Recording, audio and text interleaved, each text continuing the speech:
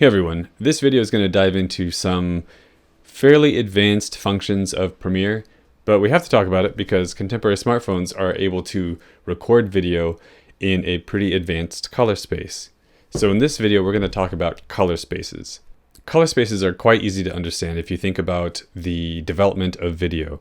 So concurrently, we had cameras were developing and display methods were developing, like TVs or video formats. So we had all these devices were capable of recording and devices were capable of displaying. And standards needed to be established as far as how the signal was captured and how the signal was displayed. And one of those standards that needed to be established was color. How are we going to capture color and how are we going to display color? And thus, color spaces were established. So color spaces are a way to standardize and formalize the amount and brightness of color captured and the amount and brightness of color displayed. For a long time, the contemporary standard was called Rec. 709. That is known as Standard Dynamic Range, or SDR. Up until a few years ago, everything utilized the Rec. 709 color space, SDR, Standard Dynamic Range. TVs, phones, cameras, computer screens, internet, video files, everything used SDR Rec. 709 color space. So fairly recently, high dynamic range came about, and you've probably heard of this. It was cameras capable of recording and TVs or display platforms capable of presenting a broader range of brightnesses than standard dynamic range. So your brights could be brighter and your darks could be darker, and the device was capable of either recording or displaying a fuller range of brightnesses and colors than standard dynamic range, which is really cool. Images would just look more incredible, more vibrant. Bright clouds in the sky wouldn't blow out to just, blobs of white, and then, beautifully nuanced shadows wouldn't just block up into blobs of darkness. We would have a broader range, more nuanced representation of color and brightnesses, and that was really cool. One of the main accelerants of this was not necessarily home cinema. TV screens were HDR enabled from quite a while ago, but mainstream cameras weren't yet capable of capturing HDR footage. It was just too expensive to put into like a video camera or a DSLR. But the smartphone race accelerated that because in one small package, hey Mildred, in one small package, you had a camera and display device that was fully controlled for the consumer experience. And so contemporary smartphones have raced to enable cameras that captured HDR footage, high dynamic range footage, and include screens that displayed high dynamic range content because this little ecosystem was fully controlled by a single manufacturer. So where we are now in class is that many of us, probably most of us, have smartphones that can film HDR footage, but we might not have any display platform, and class certainly isn't using a display platform that displays HDR content. So currently the standard on internet video is still SDR, Standard Dynamic Range. My laptop screen is SDR, but my phone screen is HDR. HDR capable, I should say. So soon, I think most screens will be HDR capable, but we're not quite there yet, and the internet is still sort of based on this SDR standardization. So the short of it is, if you're filming in HDR on your phone, and then you plop it into Premiere, you might be surprised with what the image ends up looking like. Super blown out, extra crispy, highlights are blown out, saturation is just like through the roof. And so what that's doing is it's taking an HDR image, a high dynamic range image, and crunching it down into a standard dynamic range color space. Ultimately, when we export for upload to the internet, it will be in a standard dynamic range color space. That's just the standard format right now. But filming in HDR, a high dynamic range image, and then plopping it into a standard dynamic range timeline actually still has its advantages if you want to get in and tinker around with the color and the image to extract the best possible looking image. Like if you really like color correcting and you really like manipulating your image, then that's the way to go. If you don't want to do that and you just want to film and you're happy with the way it looks and you want it to look that way all the way through export without a lot of tinkering, then what we should do is actually disable high dynamic range on your phone and film in standard dynamic range so that when we edit in a standard dynamic range workspace and then ultimately export into a standard dynamic range platform like the internet, your image just looks consistent from beginning to the end. So on a contemporary iPhone, this is where you would go to change from HDR to SDR or from SDR to HDR on your iPhone, assuming that you have a iPhone 12 or 13, anything after that. So go to settings and scroll down until you get to camera. Then tap on camera. And then here we go for the record video. You'll tap on that. And then it's just down here. So, obviously here we are just for a quick review. We want to be at 4K at 24 frames per second. And this is the switch we want to concern ourselves with. HDR video, and then the high efficiency in parentheses there means that it's going to record in a different codec. So in class we're using H.264, but the high efficiency codec is H.265 or HEVC, high efficiency video codec. Anyways, if you want to record in high dynamic range, you would turn that on. That's going to record your color space in 10-bit as opposed to 8-bit. So really quickly, here are the values for the amount of color and light variations available to us in 8-bit space. Here are the amount of variables available to the codec in a 10-bit space. And you can see it is significantly more. So if you record in a 10-bit color space, a high dynamic range color space, and you edit that in a standard dynamic range timeline, what happens is you have a file that has a lot more information in it and gives you much more nuance when it comes to editing and then ultimately exporting. But you do have to intentionally edit it. HDR images in SDR workspaces do not convert seamlessly unless there's a specific piece of software that's doing that for you. So if you're not really interested in tinkering with the color and brightness of your footage, you just want to record your footage, edit it, and export it, and you don't want to mess with color grading a whole bunch, then just turn HDR off. Your image is still going to look incredible.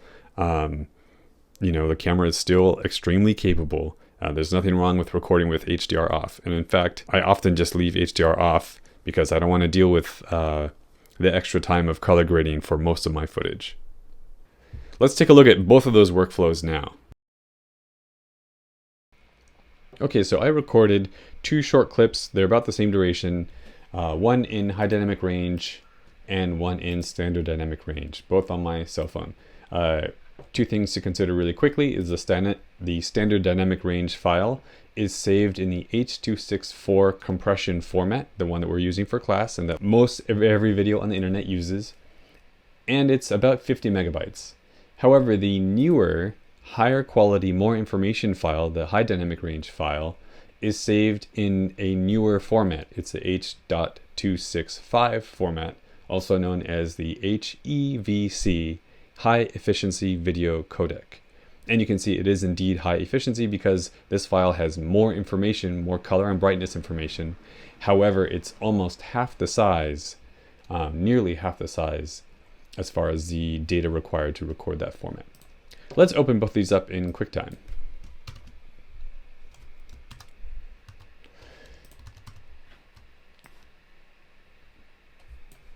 All right, get off a blurry frame here. Okay, so it's just 2 short videos of sort of me orbiting the camera around my head. The one on the right is the file that is in high dynamic range, and the one on the left is the file that is standard dynamic range. And right off the bat, you can see they don't look all that different. Perhaps the shadows are rendered with more nuance here in the high dynamic range file. This one, sort of my face is kind of flat. The highlights are kind of flattened. Doesn't look quite as nicely rendered as the high dynamic range. Let's take a closer look at these files by going up to Window and going down to Show Movie Inspector. All right, so the standard dynamic range file, we see here the resolution is 4K, that's good. And the video format is H.264, and that's again the format that all the internet uses. And we see here our frame rate is 24 frames a second.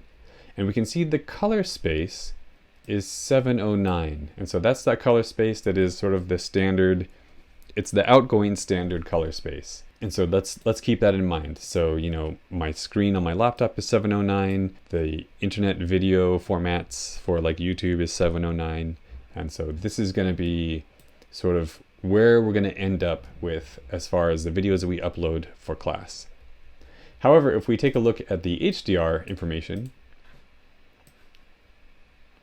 here we can see a couple of things. We can see that the video format is HEVC. Remember, that's high efficiency video codec.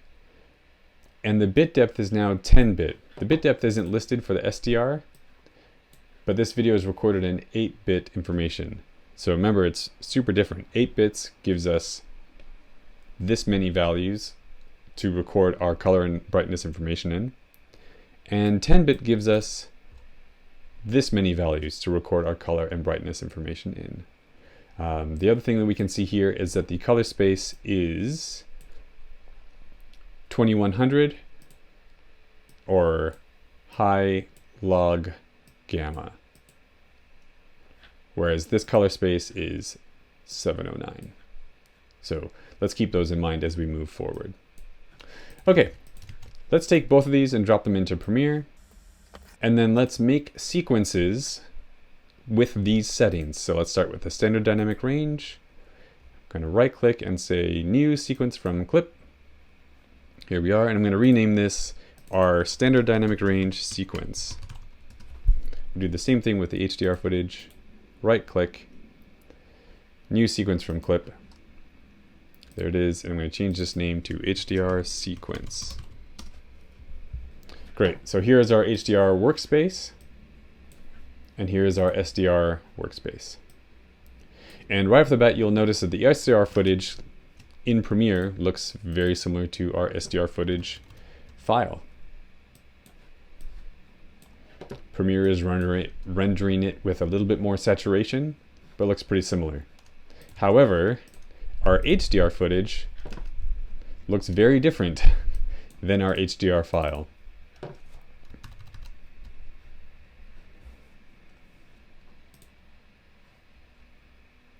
That's because QuickTime is rendering this HDR, this high dynamic range content onto my standard dynamic range screen, which I'm screen recording and then uploading to YouTube for you all. However, Premiere is a professional editing program. It's not making those decisions for us. It's trying to present the full range of brightness to darkness colors all at once, and it's trying to fit that into this SDR representation image. So we have a couple of things that can happen here. If I were to take this HDR footage and leave it like this and export it based on the settings that I recommend for class, let's upload to YouTube, then we would go to File, Export, Media. Let's call this our HDR sequence. This is the preset I recommend. You'll notice that the format is H.264. That's, the thing that drives the internet. And if we twirl down the video and click on More, we will see a familiar number that the export color space that is unchangeable is 709. That's because the format, H.264, that powers YouTube, is incapable of holding more information than that. So we're stuck at this color space. So we're taking an HDR file and exporting into an SDR color space. So let's click export. All right, it's done. Let's take a look. Okay, so this is our HDR sequence that we exported to the YouTube preset. And if we open this up, wowzer, it looks like it's gone nuclear. All right, so let's take a look at this again. So this is QuickTime showing us the HDR footage. This is the HDR footage in a Premiere HDR timeline. And then this is the HDR footage exported to YouTube's SDR color space. So some of you have been seeing results similar to this when you take your phone files and work with them in Premiere. Some So this is obviously wrong and it's not going to work for us. So let's take a look at fixing that and why we would want to use HDR footage that ends up in an SDR color space. So if we take a closer look at these, we can see this image looks a little washed out. The shadows are not very deep and the highlights are very, very flat. Like overall, this image is much lower contrast than the SDR footage. This is much higher contrast with much higher saturation. However, if we wanted to, like if you're happy with this image and you just want to export, perfect. And oftentimes I actually leave my cell phone camera on SDR most of the time because I don't need to hop in and color grade and super finesse most of my cell phone footage. However, HDR gives us that potential to color grade our footage to our heart's desire. It gives us a much better starting point, much lower contrast, much lower saturation, so we can open the color workspace and really start dialing in, what our image looks like with far more control than the SDR footage would give us. And we could white balance off the wall back there, really start dialing in how we want this image to look for us. If you don't want to do that, then you would just have the standard dynamic range. And then, this gives us a little bit less room to start manipulating an image. This gives us a much broader range of possibility. However, we need to tell Premiere that ultimately this HDR footage that we're finessing and having fun color grading is going to end up in a standard dynamic range color space, the 709 color space that we upload to YouTube. So how do we tell Premiere that that's the intention? Well, the first thing I want to show you is that if we take that HDR footage and plop it into an SDR timeline, Premiere shows us that approximation. So this is our HDR footage in an SDR timeline. And you'll notice it looks very similar to when we took HDR footage and exported it to a standard dynamic range color space. Delete that. And I just want to show you real quick in sequence settings where we can see if we're working in an HDR timeline or an SDR timeline. So if we go up to sequence, down to sequence settings. So here we go. Color working space is 709. So that means that this timeline is set up to show you what color will look like when you export to an SDR platform. If we go to the HDR sequence, take a look at that color space. Here we see we're in 2100 high log gamma color space. And so this is showing you what the color will look like if you export to an HDR platform. So the first thing we got to do is we got to tell Premiere that we want to be editing in a SDR timeline. So it's our HDR sequence, but we're going to tell Premiere sequence settings. Actually, I want to be working in a Rec 709, an SDR color space. Then hit OK, and there's our nuclear image. However, if we switch over to color,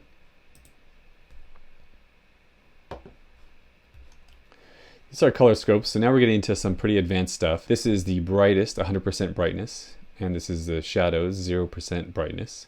And you can see that a lot of our color information, let's go over to our SDR sequence real quick.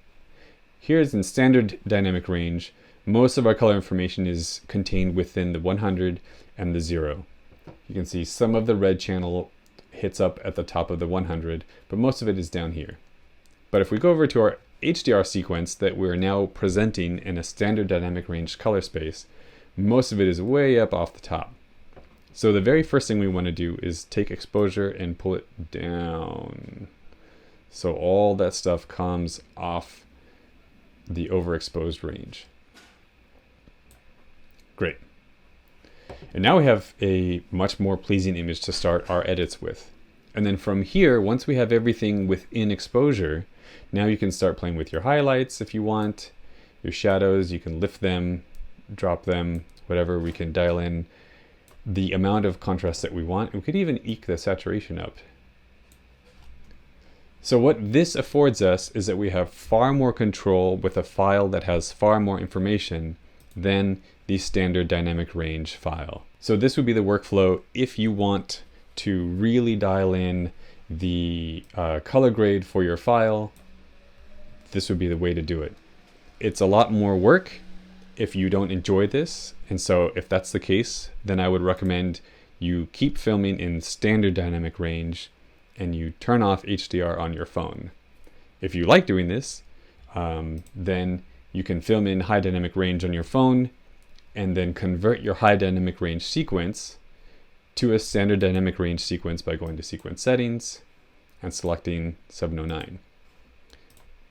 Now if we export, so we'll go to file, down to export, over to media, we are taking a 709 color space, a standard dynamic range color space, and exporting it.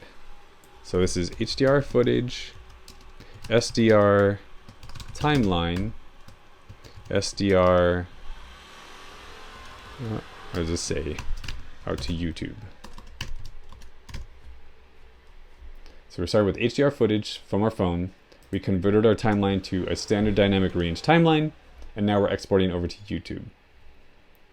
And we can see that this is indeed a 709 color space, and this is giving us an approximation of what our image will look like once we export. So export, let's go take a look.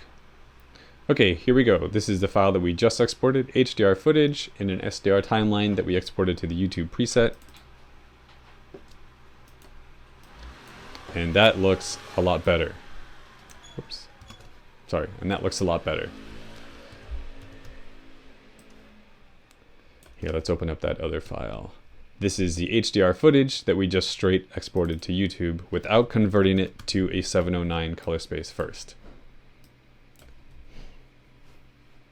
And then again, the benefit of filming in HDR and then working in a standard dynamic range timeline is that that file gives you much more editability and color correction, color grading ability than the standard dynamic range file would.